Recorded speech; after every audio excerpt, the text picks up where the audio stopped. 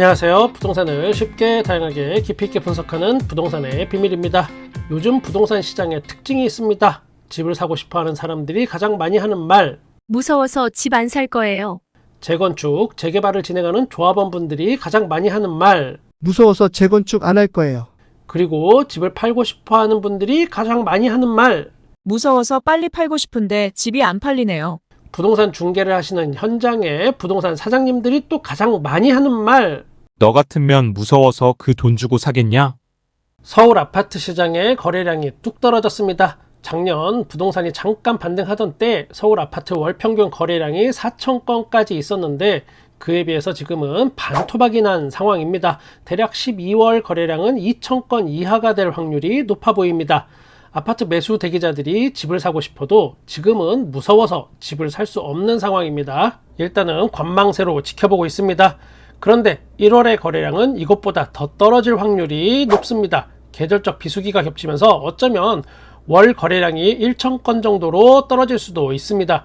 부동산 거래 신고는 계약하고 30일 안에 하게 되어 있는데 요즘은 계약하고 바로바로 신고하는 경향이 큽니다. 첫 번째 이유는 부동산 규제 지역에서 서울이 대부분 해제되었기 때문에 자금 출처에 대한 증빙 서류 이거를 제출할 필요가 없습니다.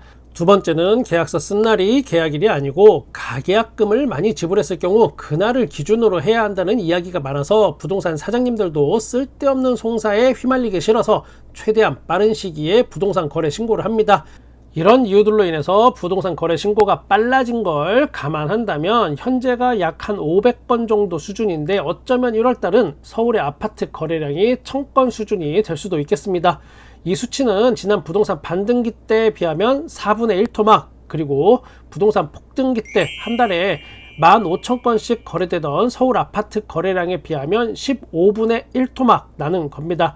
부동산은 심리전이긴 합니다. 지금의 가격이 다소 비싸다고 생각을 하더라도 앞으로 집값이 상승할 것이라는 생각이 강하다면 다소 비싼 가격임에도 불구하고 대출을 받아서 집을 사는 게 대한민국 부동산입니다.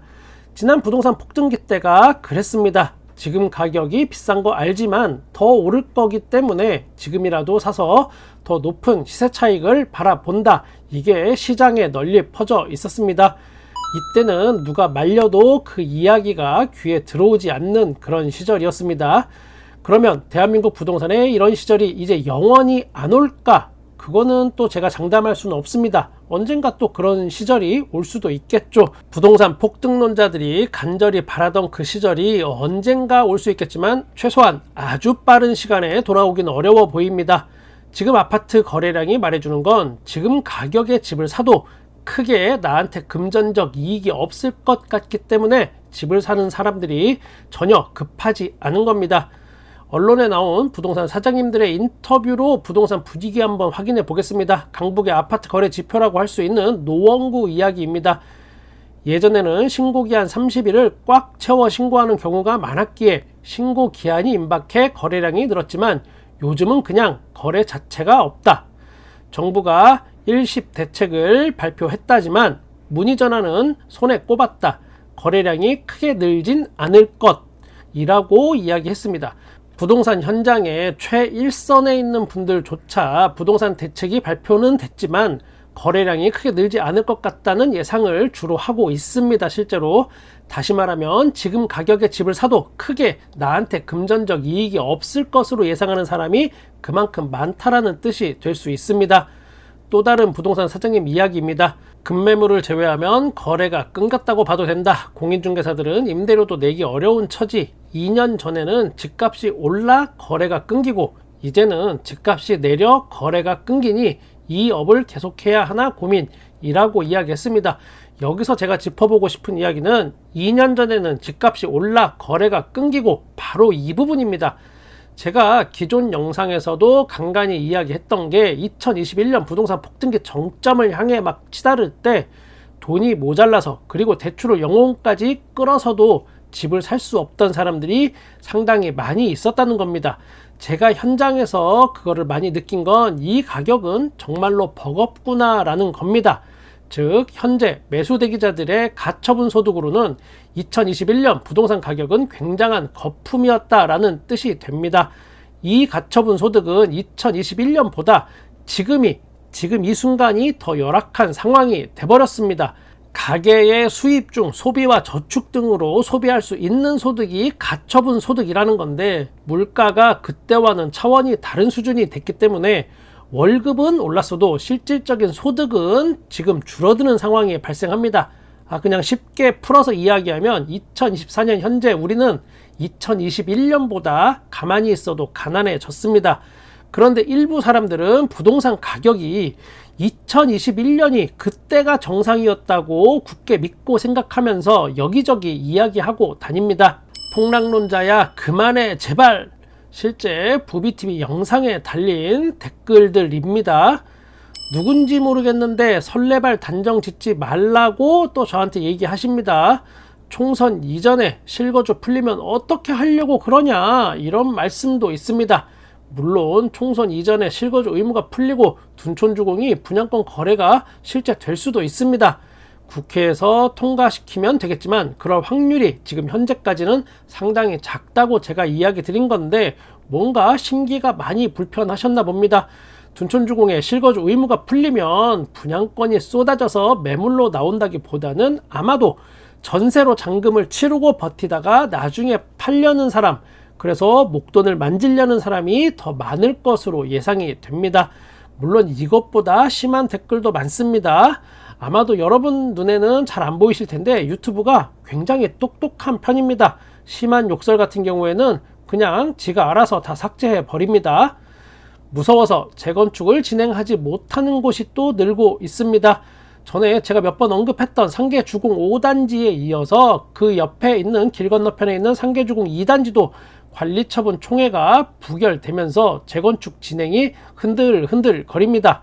상계주공 2단지도 상계주공 5단지만큼이나 이 지역에서는 노른자 위치입니다.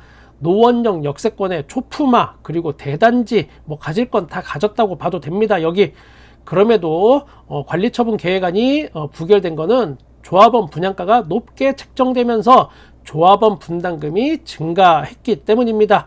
기존에는 전용면적 84제곱미터의 조합원 분양가가 7억 7천만 원 정도였으나 이게 9억 2천만 원으로 상승했습니다.